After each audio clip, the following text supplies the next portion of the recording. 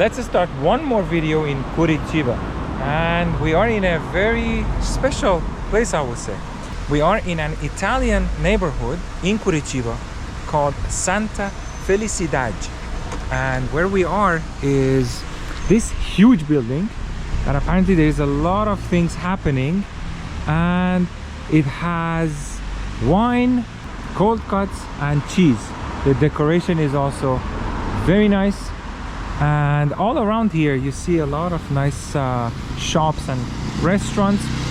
We just actually finished filming our first section of the food vlog, and not because it's our video, but I highly suggest you watch it. The best Italian food I have had so far. Some of our Italian subscribers are gonna get mad. No, my grandmother's recipe is better. Yes, no problem, but come here and try it. It was amazing. Definitely watch that video. It will come up soon after these videos. But then while we are here, we wanted to also show you the neighborhood of Santa Felicidade. And this store, since it has everything, we wanted to come see it, show it to you guys before we continue with the rest of the neighborhood. Wow, check out this place. All of the wine, grape juice,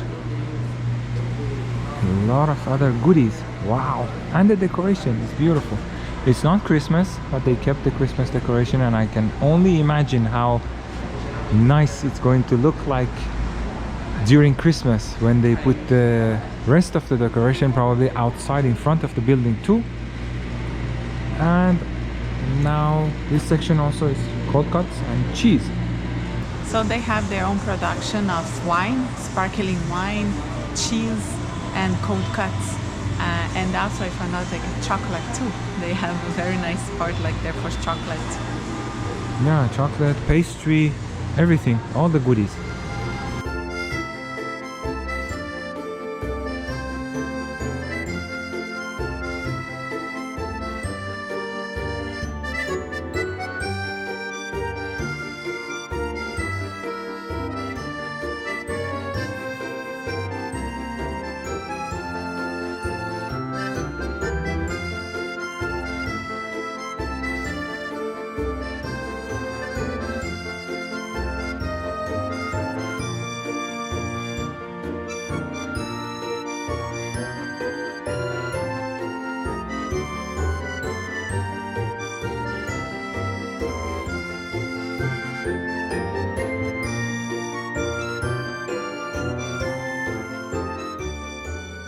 This is, what is it?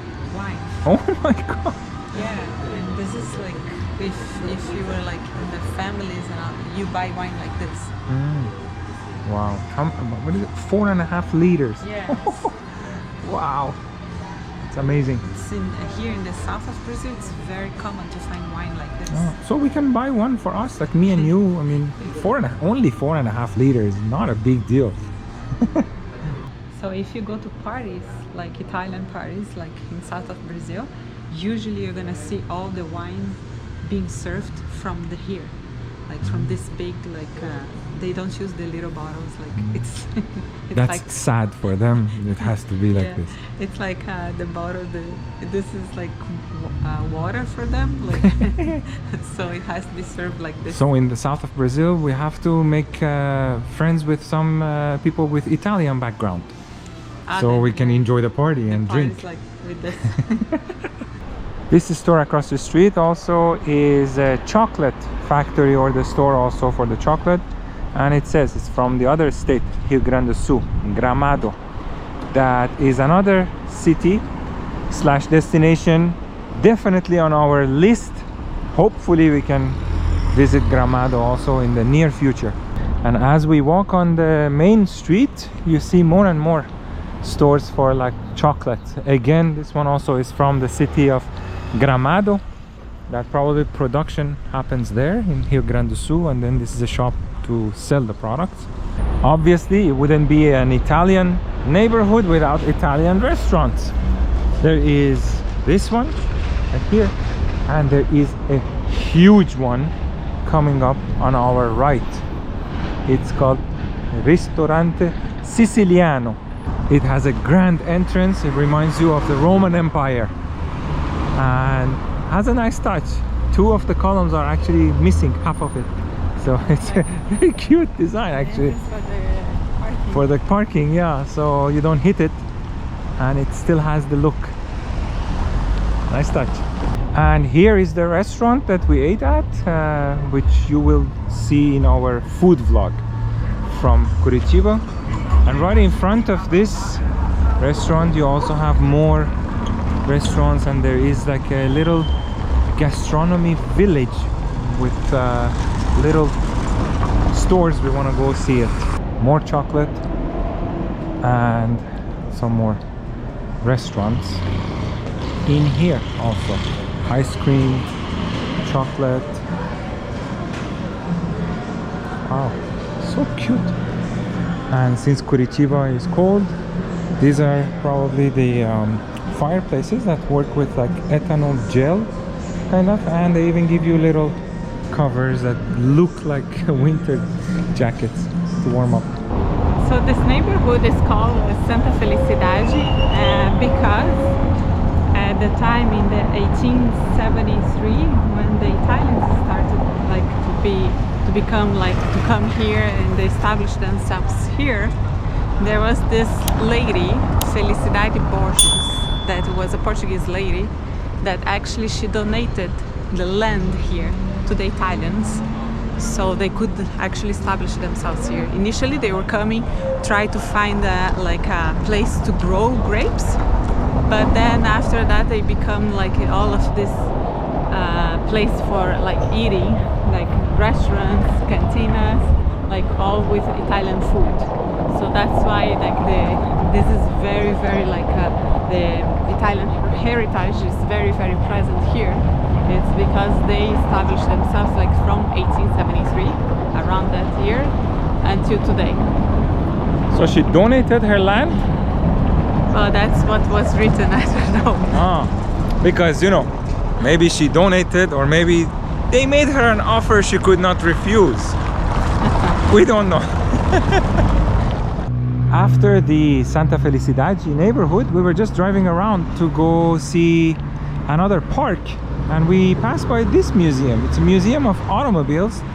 There is a cute little old Mercedes already on display, and we are going to just go check it out. I really don't know what to expect. This was not even on our plans, but since we were just driving by and we saw it, so we decided to stop.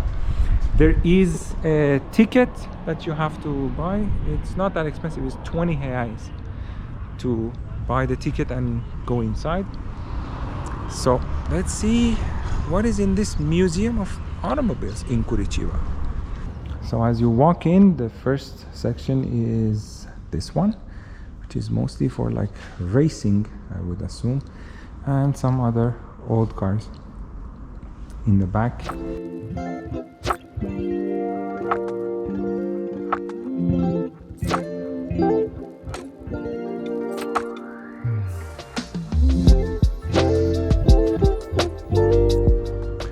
So this room is called the Hall of the Golden Age, and these are all the old cars. Wow. Yes, that's a Porsche.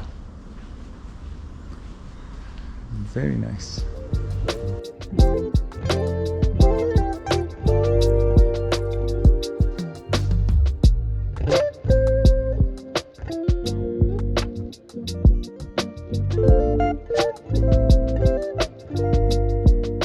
Of course, this is the cherry on top. Nobody can dispute that. Beetle. Oh wow. This is a Lincoln. 1937 Lincoln. Wow. Cadillac, 1941. This is so cute.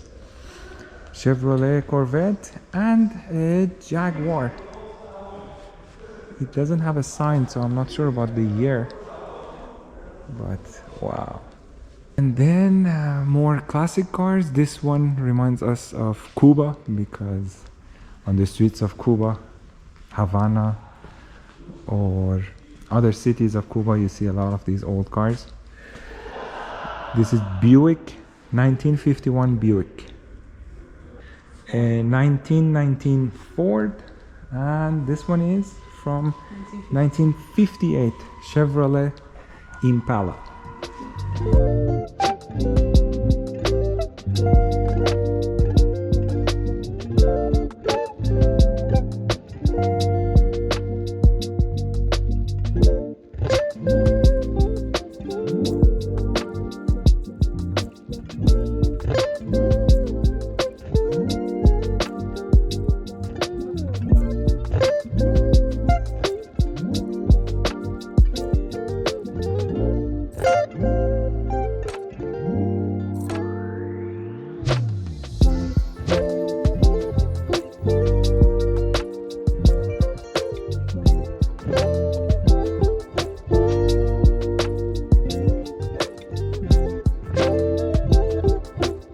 So after the typical classic ones, then you have here a mix of old and a little bit older.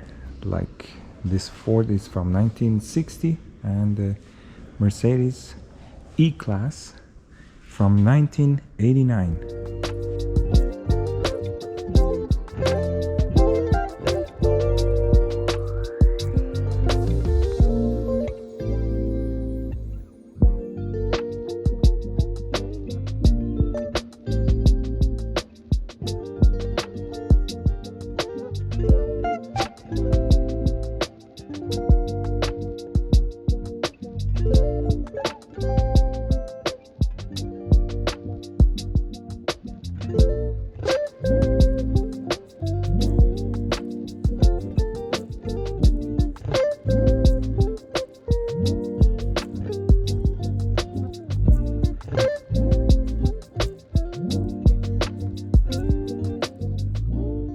Oh, and one of the ancestors of our car.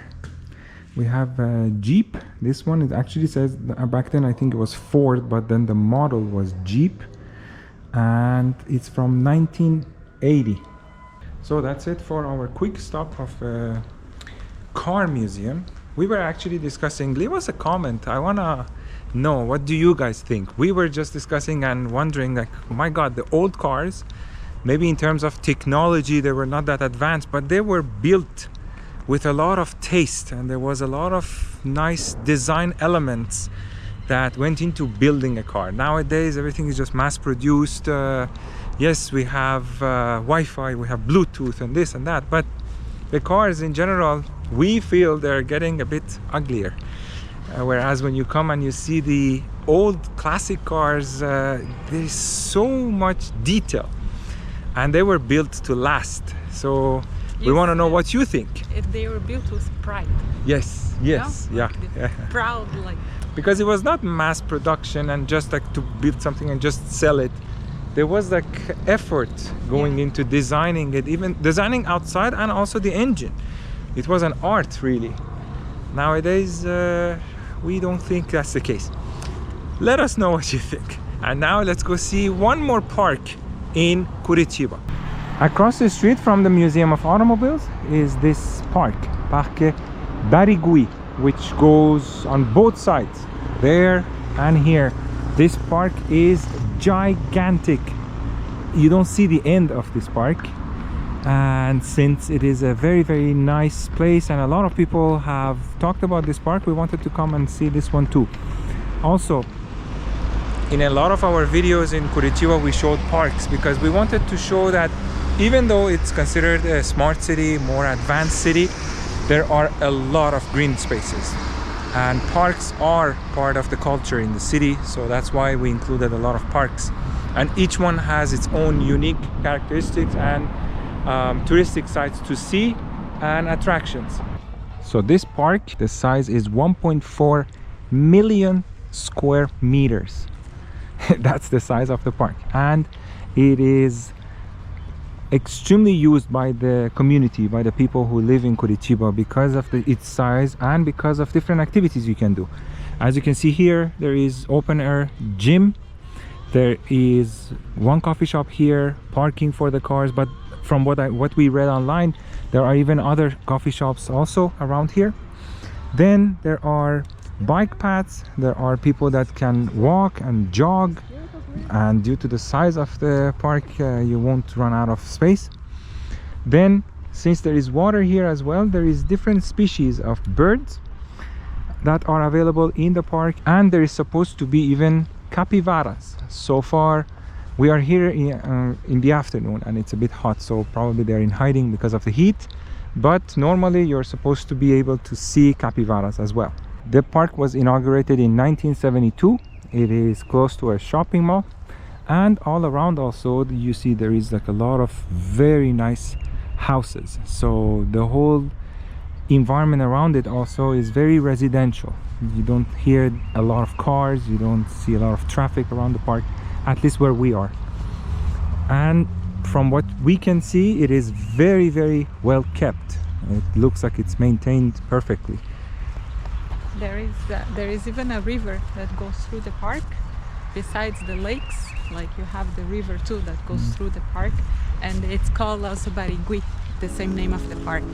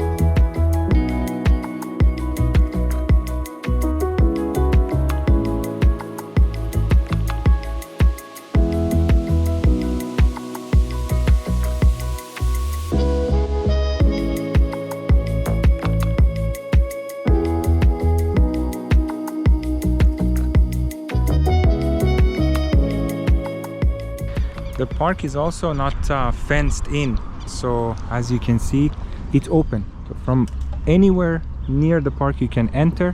There are several parking spots that you can park the car, and since there is no fence or any gate to control the entry point, it's also free.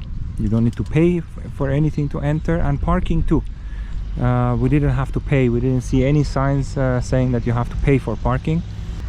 One thing that we have realized, and I think it's it's a sign of pride of the city, they are cleaning all the time everywhere. It's amazing. Like you always see somebody cleaning all the public space. They're always cleaning, and that's why everything is so clean. Yeah, and I think it has a lot to do with the old mayor, Lerner, that he, I think, made everybody aware of this culture that to keep the city clean. As Mariano just said, look here, there isn't a single piece of garbage on the floor, and there are garbage bins very frequently. You pass by them, and even downtown when we went, it was busy and all of that, but there was no dirt. Yeah. Very clean organized, and proper, like everything in its place. Yeah, it's so interesting. Absolutely.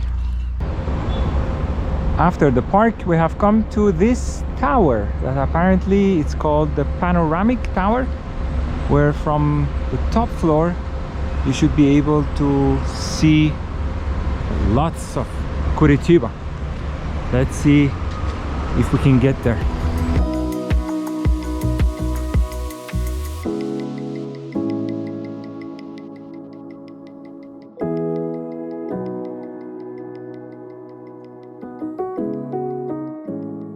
So the height of the tower is 109.5 meters, equivalent of 40 floors.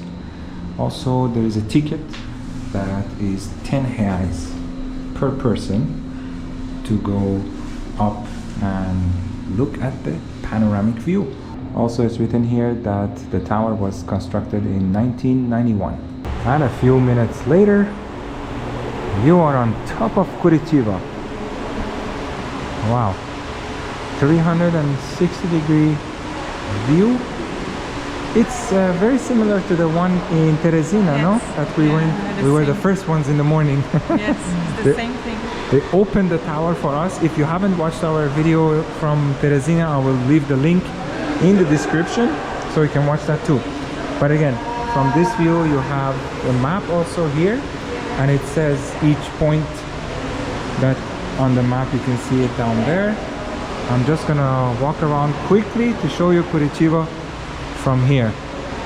Another view of Curitiba. The weather is not excellent today because it's not very clear in the distance, but you get an idea about how Curitiba looks like. One more point with everything being mentioned on the map, so you can locate yourself in the city. And here too, number 1 is a church. A is the Araucaria municipality in the distance, and I think that's the park where we were in the distance here.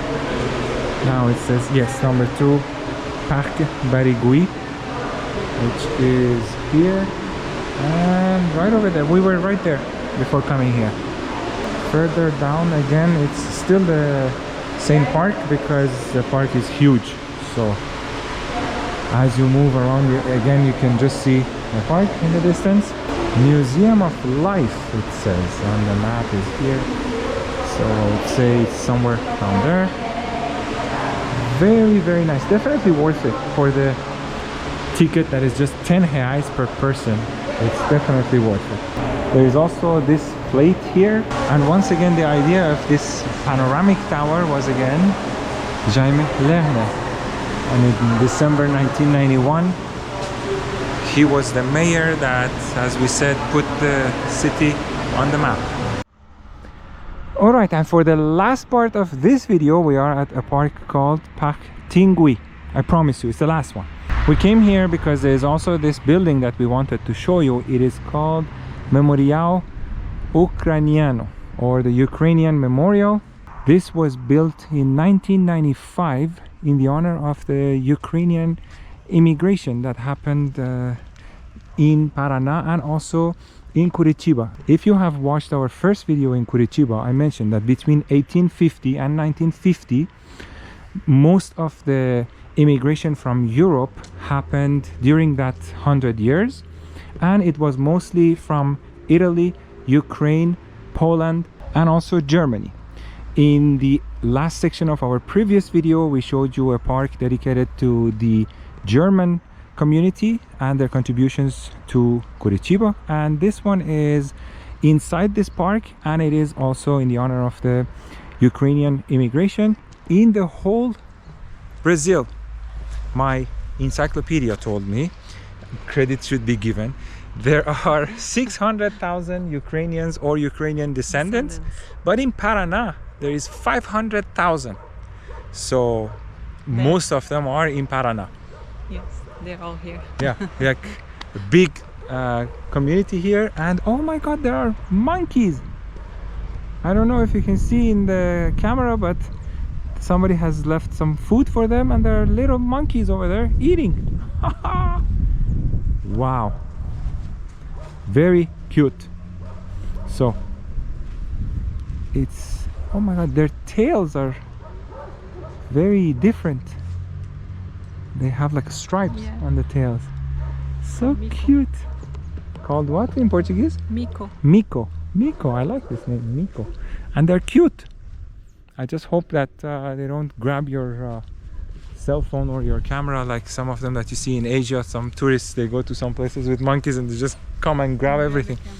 So that's a replica of a typical church from actually Ukrainian style, but from the Byzantine period in history. And of course, Araucaria, trees everywhere, all around. These eggs are called pesancas, which is like, you know, they are all painted, and it's like very, very delicate painting, and it's very typical from the Ukrainian community.